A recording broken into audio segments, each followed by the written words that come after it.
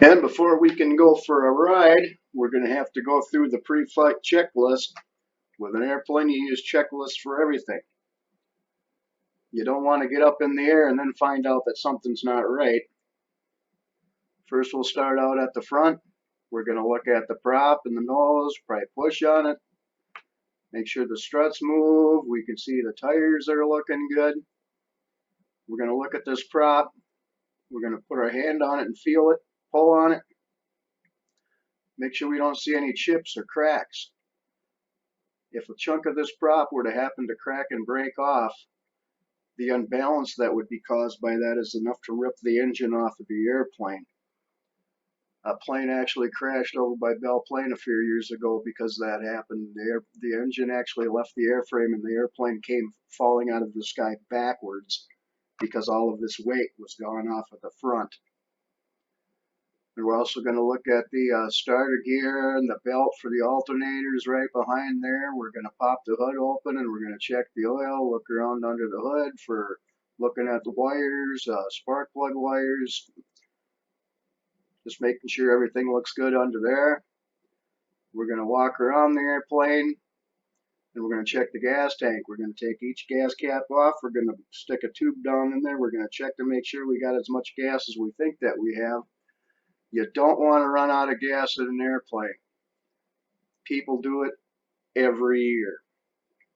Usually on long trips because their airspeed was slower because of the wind and it took longer to get there. They didn't put in enough gas. And they end up crashing or landing in a field somewhere rather than a nice smooth runway. And on the bottom of the wing there's going to be a gas sump. We're going to take a test tube and we're going to drain a little gas out. Make sure it smells like gas. Make sure it doesn't look like there's any water in there. If there's water in that test tube, you can plainly see it. You don't want water hitting the carburetor right as you're lifting off the ground or 100 feet off of the ground. We're going to look at all the lights, make sure they're working. I don't have the landing light on, but we have strobes. We have nav lights. There's a red one on this side, a green one on that side. So if a plane's approaching you at night in the air, that's how you know which whether it's coming towards you or going away. Red on right. If it's coming towards you, green on the left. From the back, all you're going to see is a white tail light and a rotating beacon, all to help you be able to be more visible.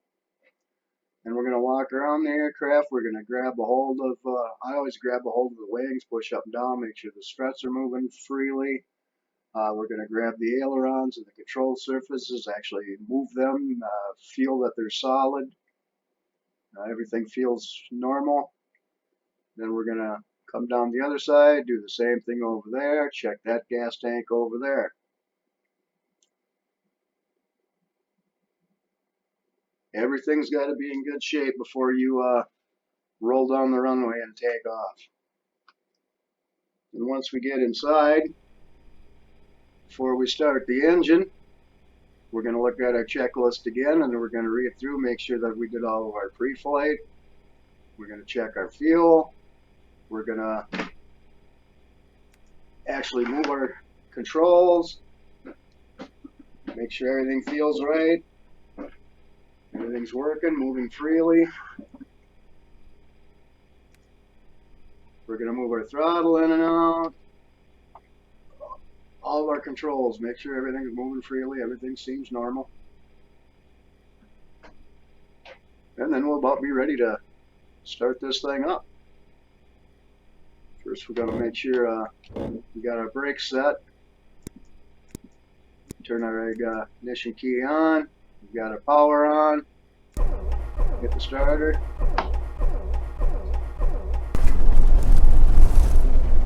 And the engine's running. Now we're ready to go.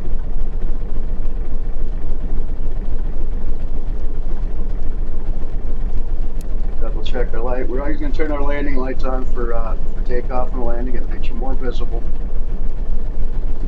I leave mine on all the time. Anything that makes you more visible. Checking all our controls. We got our radios checked. Checking our radio. We're set for the frequency for the Waseca Airport. Check my GPS. It's showing me where I'm located at the Wasika Airport. Everything seems to be looking good.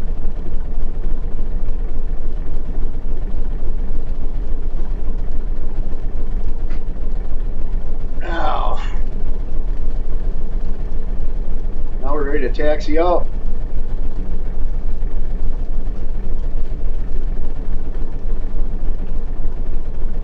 Oh, very good. And the weirdest thing about flying an airplane is when you're actually driving it around on the ground is the weirdest thing, because you have to get used to steering with your feet. That takes a while to get used to. Release the brakes.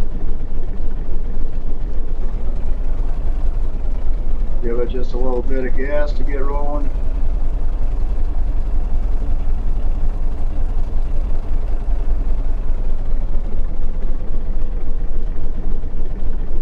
Make sure we're clear of these other airplanes.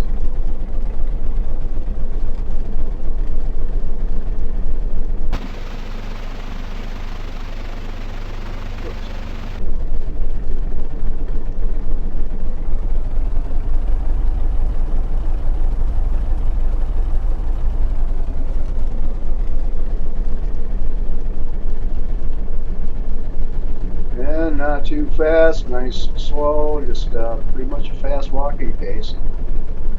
You don't want to get moving too fast, especially if there's any wind blowing. That wind could grab a hold of the control surface.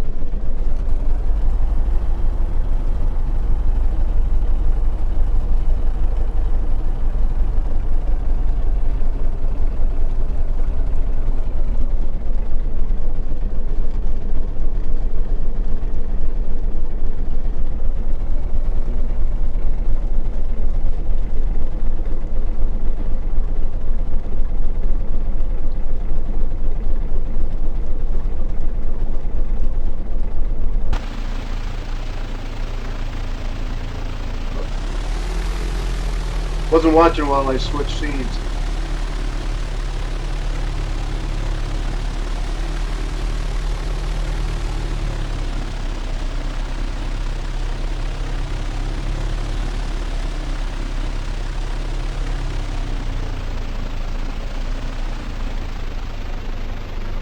And when we get to the end of the taxiway here, we're going to stop.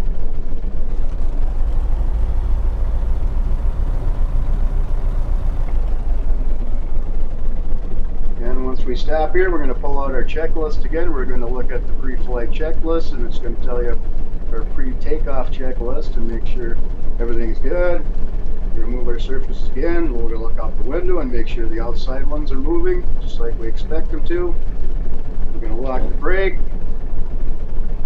And then we're going to power up the engine to full power with brakes on. Just make sure everything's looking good. And we're going to check our oil pressure and temperatures, make sure everything sounds good.